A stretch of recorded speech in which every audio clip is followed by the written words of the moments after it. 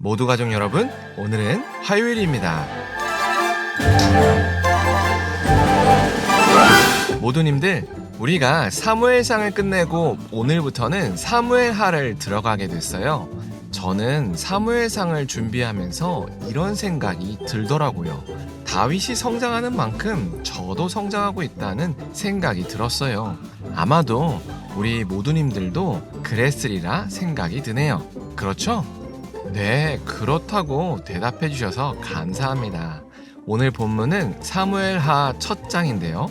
과연 어떤 내용이 나올지가 벌써부터 기대가 되네요. 그러면 오늘도 묵상에 잘 참여해 주시고요. 꼭 댓글로 무엇을 느꼈는지를 나눠주세요. 한 줄이든 두 줄이든 나눠주시면 다른 사람들에게 큰 은혜가 됩니다. 그리고 오늘도 좋아요와 구독 잊지 말아주세요. 아셨죠? 그러면 오늘 본문인 사무엘하 1장 듣고 올게요. 제1장. 사울이 죽은 후에 다윗이 아말렉 사람을 쳐 죽이고 돌아와 다윗이 시글락에서 이틀을 머물더니 사흘째 되는 날에 한 사람이 사울의 진영에서 나왔는데 그의 옷은 찢어졌고 머리에는 흙이 있더라. 그가 다윗에게 나와 땅에 엎드려 절하매 다윗이 그에게 묻되 너는 어디서 왔느냐? 이스라엘 진영에서 도망하여 왔나이다. 일이 어떻게 되었느냐? 너는 내게 말하라. 군사가 전쟁 중에 도망하기도 하였고 무리 가운데 엎드려져 죽은 자도 많았고 사울과 그의 아들 요나단도 죽었나이다. 사울과 그의 아들 요나단이 죽은 줄을 내가 어떻게 아느냐? 내가 우연히 길보아 산에 올라가 보니 사울이 자기 창에 기대고 병거와 기병은 그를 급히 따르는데 사울이 뒤로 돌아 나를 보고 부르시기로 내가 대답하되 내가 여기 있나이다 한즉 내게 이르되 너는 누구냐 하시기로 내가 그에게 대답하되 나는 아말렉 사람이니이다 한즉 또 내게 이르시되 내 목숨이 아직 내게 완전히 있으므로 내가 고통 중에 있나니 청하건대 너는 내 곁에 서서 나를 죽이라 하시기로 그가 엎드려진 후에는 살 수 없는 줄을 내가 알고 그의 곁에 서서 죽이고 그의 머리에 있는 왕관과 팔에 있는 고리를 벗겨서 내 주께로 가져왔나이다. 이에 다윗이 자기 옷을 잡아 찢음에 함께 있는 모든 사람도 그리하고 사울과 그의 아들 요나단과 여호와의 백성과 이스라엘 족속이 칼의 죽음으로 말미암아 저녁 때까지 슬퍼하여 울며 금식하니라. 다윗이 그 소식을 전한 청년에게 묻되 너는 어디 사람이냐? 나는 아말렉 사람 곧 외국인의 아들이니이다. 내가 어찌하여 손을 들어 여호와의 기름 부음 받은 자 죽이기를 두려워하지 아니하였느냐?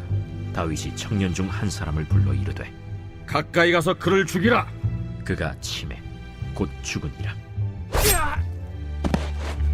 내 피가 내 머리로 돌아갈지어다. 내 입이 내게 대하여 증언하기를 내가 여호와의 기름 부음 받은 자를 죽였노라 함이니라. 다윗이 이 슬픈 노래로 사울과 그의 아들 요나단을 조상하고 명령하여 그것을 유다 족속에게 가르치라 하였으니 곧 활 노래라. 야살의 책에 기록되었으되 이스라엘아, 내 영광이 산 위에서 죽임을 당하였도다.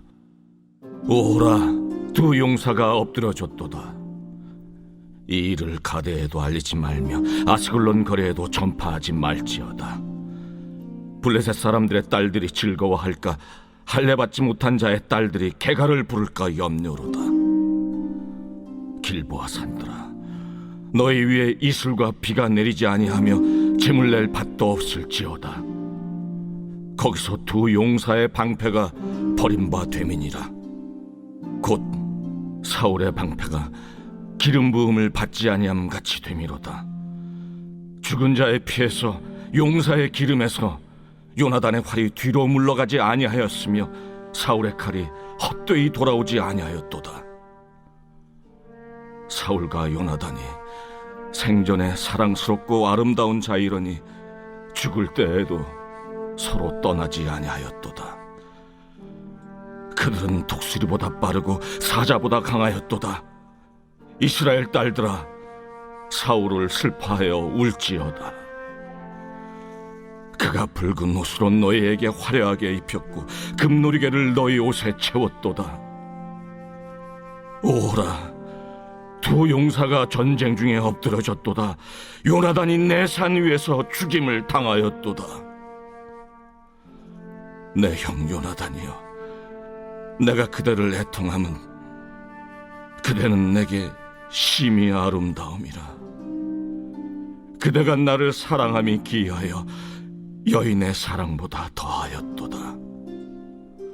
오호라, 두 용사가 엎드러졌으며 싸우는 무기가 망하였도다. 하였더라.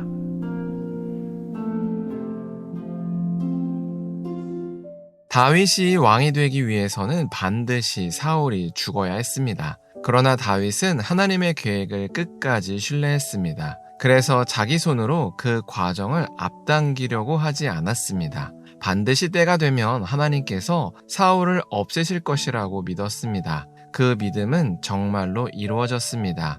그렇게 사울은 사무엘상 31장에서 죽었습니다. 블레셋과의 전쟁에서 사울은 자결했습니다. 그런데 오늘 본문에서는 새로운 보도가 나옵니다. 바로 아말렉 소년의 보도입니다. 아말렉 소년은 자신이 사울을 직접 죽였다고 하면서 다윗에게 나옵니다. 그리고 그 증거물도 가지고 왔습니다. 분명히 거짓 보도입니다. 아말렉 소년이 이렇게 거짓말한 이유는 다윗과 사울의 관계를 알았기 때문입니다. 그래서 다윗의 원수인 사울을 자신이 직접 죽였다고 하면 분명히 상을 받겠다고 생각했던 것 같습니다. 그런데 아말렉 소년은 다윗이 어떤 인물인지를 전혀 몰랐습니다. 다윗은 사울을 죽일 기회가 2번이나 있었는데 의도적으로 죽이지 않았던 사람입니다. 그런 다윗에게 아말렉 소년이 자신이 하나님의 기름 부음을 받은 자를 죽였다고 말한 겁니다. 그러자 다윗은 아말렉 소년을 그 자리에서 처단합니다.